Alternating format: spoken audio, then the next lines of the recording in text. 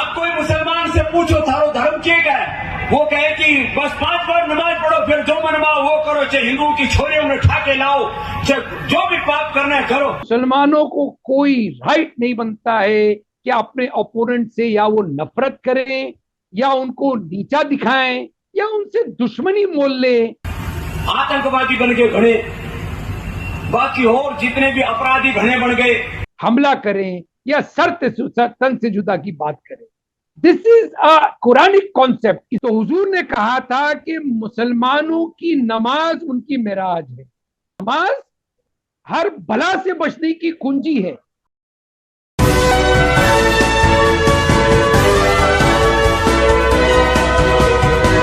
आदाब, नमस्कार, अस्सलाम वालेकुम नाज़रीन। पल पल न्यूज के न्यूज रूम से मैं हूं आपके साथ नदीम अकरम। लगातार जो है मुसलमानों के खिलाफ जो है रैलियां की जा रही हैं। मुसलमानों के खिलाफ जो है तमाम तरीके से जहर उगलते हुए वीडियो जो हैं सोशल मीडिया पर तैरते हुए दिखाई देते हैं।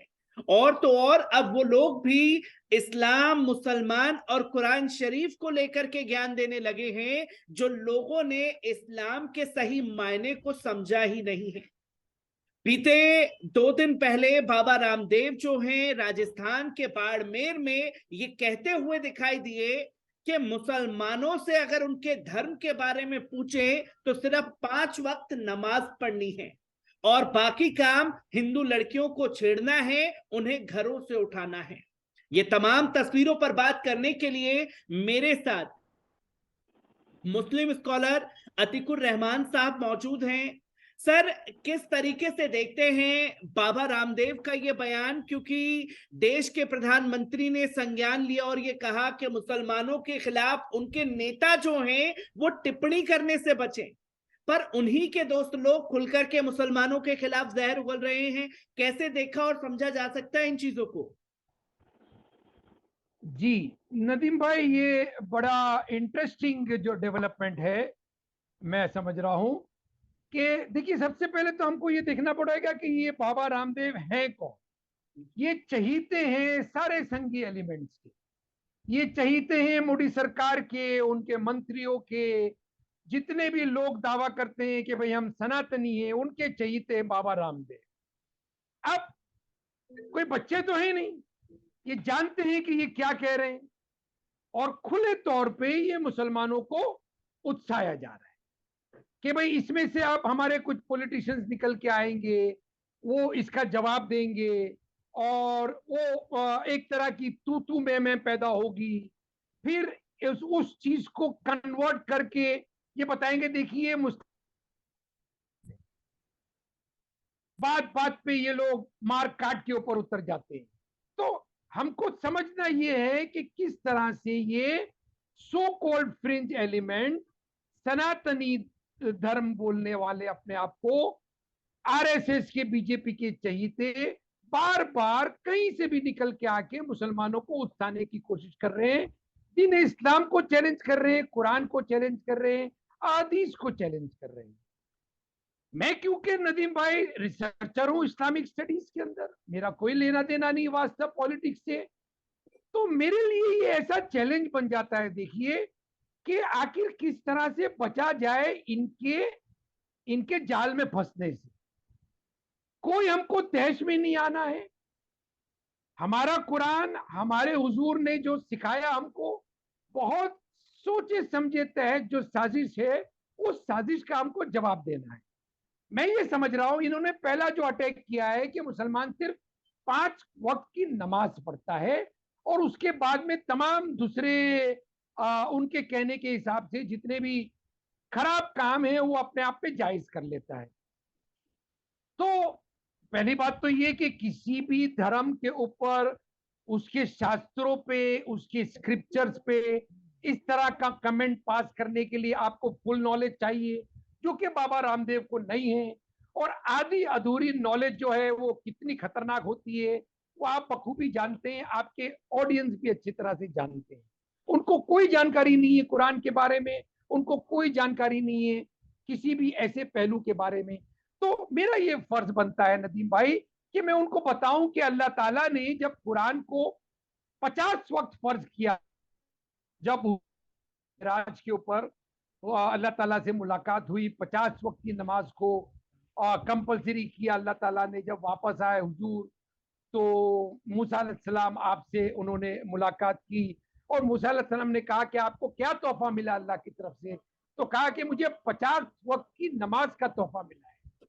तो मूसा अलैहिस्सलाम ने हुजूर को वापस भेजा अल्लाह के पास और कहा कि इसको कम करा के आइए, मैं अपनी उम्मत पे आजमा चुका हूं, इतनी ज्यादा नमाजें हमारी उम्मत नहीं पढ़ पाएगी। तो हुजूर इस तरह से 5 बार गए और कम होते होते होते होते ये नमाज 5 वक्त की हो गई। साहबा ने जब हुजूर से पूछा कि आपने तो अल्लाह से मुलाकात कर ली, मेराज कर ली, आखिर हम मुसलमानों को क्या मिलेगा?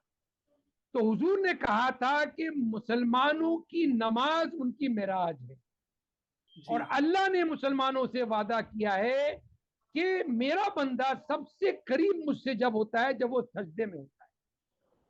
तो नमाज सिर्फ नमाज नहीं है नदीम भाई, नमाज हर हर हर बला से बचने की कुंजी है, हर फितने से बचने की चाबी है। जब आप एक वक्त की नमाज पढ़ते हो, अल्लाह फरमाता है कि जब मेरा बंदा मेरी तरफ एक कदम बढ़ाता है तो मैं उसकी तरफ 2 कदम बढ़ाता हूं, जब वो 2 कदम बढ़ाता है तो मैं 4, और जब वो और आगे बढ़ता है तो मैं दौड़ के मेरे बंदे को थाम लेता हूं। ये नमाज है, ये मोमिन की मेराज है। तो ये बाबा रामदेव अगर सुने तो उनको हमको बताने की जरूरत है। उन्होंने मार काट की भी बात की। आमतौर पे भी जो मुसलमानों पे इल्जाम लगाए जाते हैं कि भाई ये मार काट में यकीन रखते हैं, सर तन से जुदा में यकीन रखते हैं, तो नदीम भाई मैं पिछले दिनों में मैं भी एक किताब के ऊपर काम कर रहा हूँ, जिहाद से रिलेटेड किताब है। टाइटल मैंने अभी डिसाइड नहीं किया है। मैं उन तमाम चीजों के ऊपर गौर कर रहा हूँ कि किस तरह से रेडिकलाइजेशन हमारी कम्युनिटी में आता है या किसी भी कम्युनिटी में आता है, क्या उसकी सूरत हाल होती है, कहाँ कहाँ से लोगों को वर्गलाया जाता है, युवाओं को वर्गलाया जाता है, सोशल मीडिया का और जो टेररिस्ट ऑर्गेनाइजेशन है इस किस तरह से हमारे हदीस को, कुरान को तोड़ मरोड़ कर लोगों को, हमारे नौजवानों को भड़काते हैं कि आप हथियार उठाएं। तो उस मुतालिक मैं भी काम कर रहा हूँ। इसी सिलसिले में मैं कुछ किताबें पढ़ रहा था, बड़ी बड़ी खूबसूरत मेरे पास सामने बातें आई। मैं थोड़ा सा इसमें आपका वक्त लूंगा और इसको जिक्र कर रहा हूँ।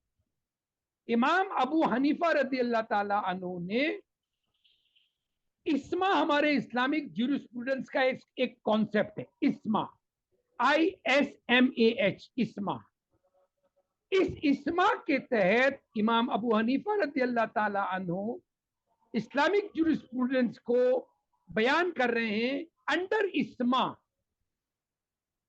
जितनी कौम दुनिया में हैं, चाहे वो मुस्लिम कौम हो, क्रिश्चियन, ज्यूज, पारसीज, सिख, हिंदू, धिम्मी। अब ये धिम्मी बड़ा एक इंटरेस्टिंग कॉन्सेप्ट है, इसमें हम थोड़ा सा बाद में आएंगे। लेकिन जितने भी रिलीजियस नेशंस हैं उनको इस्मा का अल्लाह ताला राइट देता है। इस्मा इज एन इनवायलेबल राइट जो किसी से छीनी नहीं जा सकती है।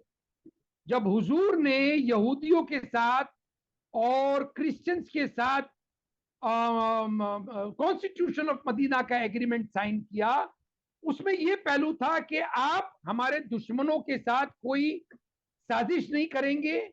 आप जब कभी हमला होगा मुस्लिम स्टेट के ऊपर, मदीना के ऊपर, तो आप मुसलमानों का साथ देंगे, हमारे दुश्मनों का साथ नहीं देंगे। ये बुनियादी पॉइंट था और एग्रीमेंट हुआ था। इसके रहते हुए आप अपनी क्रिश्चियनिटी और आपने अपनी ज्यूइश आप रिलीजन को प्रैक्टिस कर सकते हैं। हुजूर ने आपको खुली छूट दी थी। इमाम अबू हनीफा रज़ी अल्लाह ताला अन्हु कह रहे हैं कि अंडर इस्मा ज्यूरिस्प्रूडेंस अगर एक धिम्मी ने, एक हिंदू ने, एक सो कॉल्ड काफिर, काफिर मैं नहीं समझता हूं हमारे हिंदू भाई है, सो कॉल्ड काफिर आप कह लीजिए, अगर ये एग्रीमेंट में नहीं भी है एक मुस्लिम स्टेट में, तो भी इमाम अबू हनीफा रज़ियल्लाहु ताला अन्हु इनको इस्मा दे रहे हैं, यानी inviolable right to life, right to freedom of movement, right to speech, right to disagree, every right which enhances your complete life, ये इस्मा है। इसके तहत हम अगर आप डिटेल में आप इसको नदीम भाई पढ़ते हैं, इसका अच्छी तरह से आप स्टडी करते हैं, तो मुसलमानों को कोई राइट नहीं बनता है कि अपने ओपोनेंट से या वो नफरत करें या उनको नीचा दिखाएं या उनसे दुश्मनी मोल ले या खुदा ना खास्ता उनको किसी तरह का जब्त पहुंचाएं, हमला करें या तन से जुदा की बात करें। This is a Quranic concept इस्मा। जी, क्योंकि सर इसी वीडियो के आधार पर बाबा रामदेव ने एक बात कही कि मुसलमानों को तो ये बताया जाता है कि मरने के बाद 22 हूरों के पास चले जाएंगे, शराब पीने की उन्हें इजाजत दी जाती है, क्योंकि जितना हम और आप इस्लाम को जानते हैं, कहीं ये कॉज नहीं किया गया कि शराब पीना हलाल किया जाए, बल्कि वो हराम बताया गया है तमाम चीजों पर ये जो लॉजिक दे करके एक धर्म गुरु, क्योंकि योग गुरु हैं तो दुनिया उनको कंसीडर करती है, और जब दुनिया कंसीडर करती है वो ऐसी बात करेंगे तो मुसलमानों की छवि कैसी बनेगी? फिर ना सिर्फ छवि बनेगी नदीम भाई, इनका मेन जो मकसद है वो मैंने जैसा पहले कहा, ये भड़का रहे हैं आपको, ये मुस्लिम कम्युनिटी को भड़का रहे हैं, हमारे नौजवानों को भड़का रहे हैं, और इस भड़काव में अगर हम आ जाएंगे तो वही बात होगी कि फिर नारे लगेंगे सर तन से जुदा के नारे और ये फिर हमको इल्जाम देंगे देखिए कितने इनटॉलरेंट है। हमको बहुत संजीदे तरीके से इनकी साजिश को समझना है। ये आपको वर्गला रहे हैं, या आपको उत्साह रहे हैं, या आपको भड़का रहे हैं, इनके भड़काव में नहीं आना है, क्योंकि हमारा दीन इसकी इजाजत नहीं दे रहा है। जहां तक कि ये जो इन्होंने बातें की हैं, इसका हमको अच्छी तरह से जवाब देना चाहिए ना।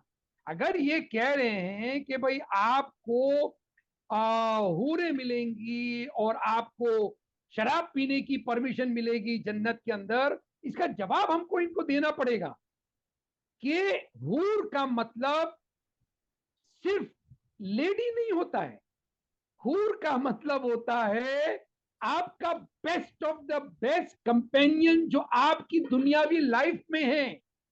अगर आप अपने भाई से बहुत मोहब्बत करते हैं, थ्रू आउट योर लाइफ आपका भाई आपका कंपेनियन रहा है, तो वो जन्नत में आपके लिए हूर रहेगा। अगर आपकी वाइफ आपकी बहुत क्लोजेस्ट कंपेनियन है, आपकी वालदा अगर आपकी क्लोजेस्ट कंपेनियन है, आपकी बहन आपकी क्लोजेस्ट कंपेनियन है, वालिद आपकी क्लोजेस्ट, आपका कोई फ्रेंड आपका क्लोजेस्ट कंपेनियन है, he will be carried forward in the जन्ना। जन्नत में वो आपके लिए हूर बनेगा और आप उसके लिए हूर बनेंगे। तो इस कॉन्सेप्ट को क्लियर करना बहुत जरूरी है। हूर का मतलब कोई परी नहीं होता है, हूर का मतलब कोई लेडी नहीं होता है, हूर का मतलब कोई चार्मिंग लेडी नहीं होता है।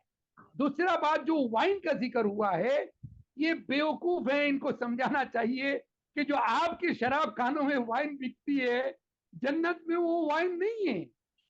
वो वाइन कोई नशा नहीं होगा, वो वाइन से कोई आप ऑल फॉल बकना नहीं शुरू कर देंगे, वो आपके दिमाग पे छड़ नहीं बोलेगी, समझे ना। और इसमें एक बहुत इंपॉर्टेंट एलिमेंट ये है, अभी हू ने डिक्लेयर किया है नदीम भाई, जो आमतौर पे हमारे डॉक्टर और मेडिकल फ्रेटर्निटी आज तक के ये बोला करती थी कि थोड़ी सी मिकदार में शराब पीना हार्ट के लिए बहुत अच्छी बात है। हू ने डिक्लेयर किया है अभी 10 दिन पहले कि एक बूंद भी वाइन पीना ना हार्ट के लिए अच्छा है, ना माइंड के लिए अच्छा है, ना किसी पहलू हेल्थ के लिए अच्छा हो। तो it has been declared by the medical fraternity, the World Health Organization, किसी भी सूरत में नशा करना, शराब पीना, वो हेल्थ के लिए मुफीद नहीं हो सकता है। और जन्नत में जो वाइन की बात हो रही है, वो वाइन आपकी ये खराब किस्म की ठर्रा वाइन नहीं, या आपकी विस्की कमर्शियलाइज नहीं है, या आपका बियर नहीं है, उससे कोई नशा नहीं चढ़ने वाला है आपको। अरे वो शराब जो कि फलों से और फूलों से पैदा हुई हो, जहां पर नदियां हैं शहद और उसकी, आप उसकी मतलब ये वही अधूरी अधूरी नॉलेज वाली बात होगी। जब कुछ जानते ही नहीं है तो इनको आप क्या सीख दे रहे हैं? क्योंकि सर यहाँ तो बात सिर्फ बाबा रामदेव की है जो इतने ऊंचे पद पर एक गुरु बन करके ये बातें कह रहे हैं।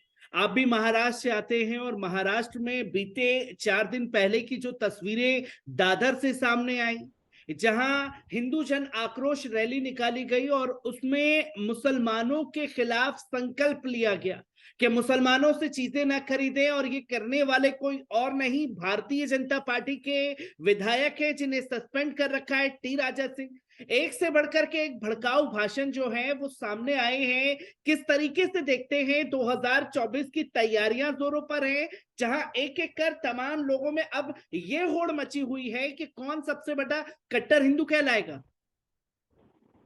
नदीम भाई, ये जितनी भी रैली निकाल रहे हैं संघीय एलिमेंट सनातन धर्म के नाम पर, इनको